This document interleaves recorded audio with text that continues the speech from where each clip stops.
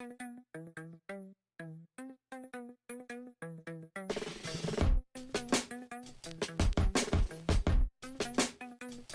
laboratório está aberto a todo atleta profissional de alta performance.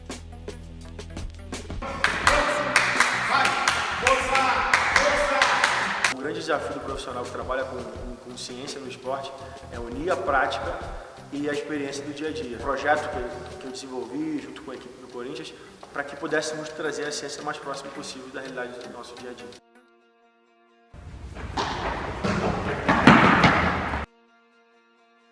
Ano passado a gente teve uma situação que chamou bastante atenção, que foi o fato de um ucraniano que jogou no Barcelona, o zagueiro do Shakhtar, Dmitry Shinglinski, que veio para cá para se recuperar. Ficou aqui por volta de 2 meses e meio. Até hoje ele manda notícia dizendo que realmente não sofreu mais nada, a gratificação é grande.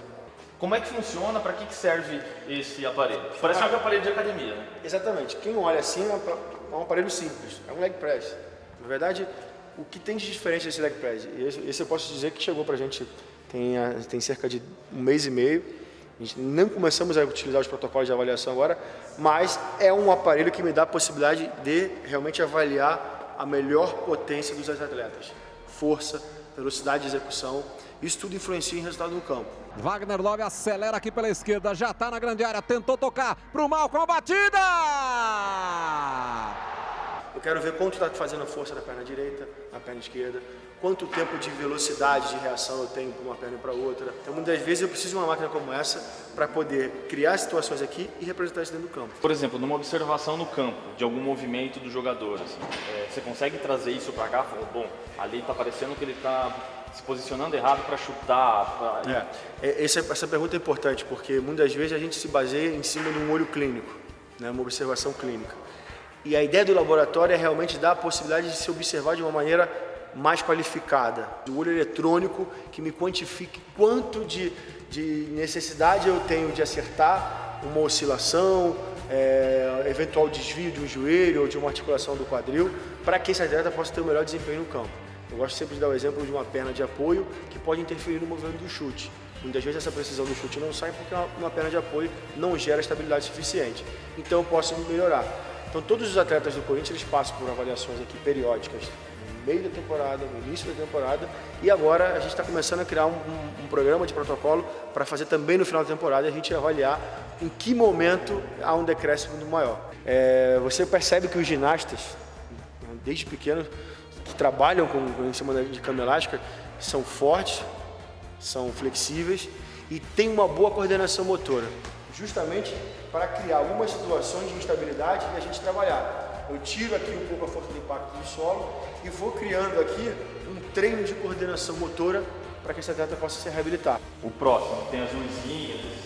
Essas fotocélulas elétricas, elas acendem, você pode ver, tá? Então, à medida que eu preciso tocar ou apenas passar o pé por cima dela por uma distância de 1 ou 2 centímetros, eu consigo ter no software a resposta que eu preciso lá. Tempo de reação, se ele atingiu o objetivo e acertou ao momento que ele deveria pagar. Vem. Isso. Muito bom, vai. Isso. Amortece sem ruído.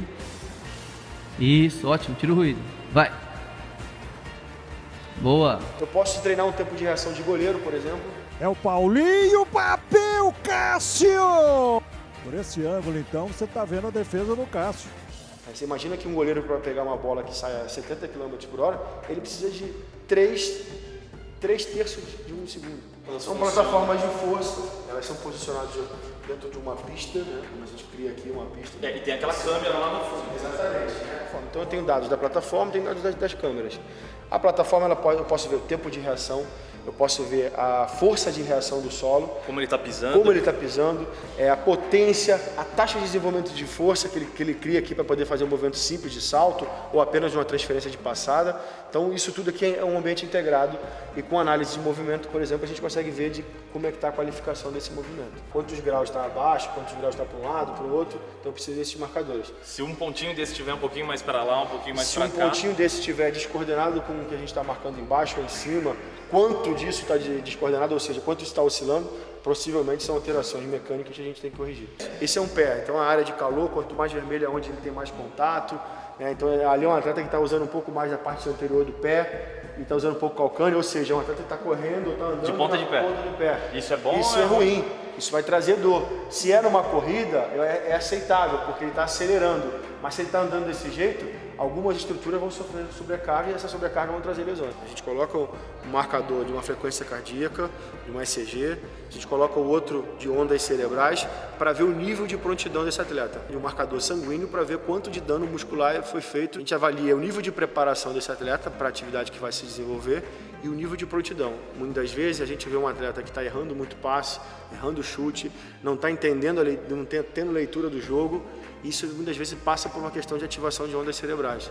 Ele não está num estado de prontidão necessário.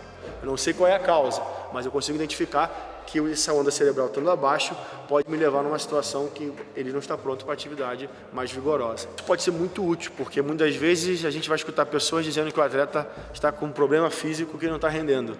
Não passa apenas por uma questão física, ela passa também por uma questão central, ela passa por uma questão cerebral. Então tudo isso interfere nas ações do atleta no campo. O nosso número de lesões ele diminuiu consideravelmente. Os nossos atletas estão no campo mais rápido, ou seja, e o nosso número de intercorrência também quase zeramos. Intercorrência que eu digo é intercorrências que aconteceu por uma lesão X e esse atleta voltou por a mesma lesão. Então isso a gente praticamente zerou, não temos mais essa condição.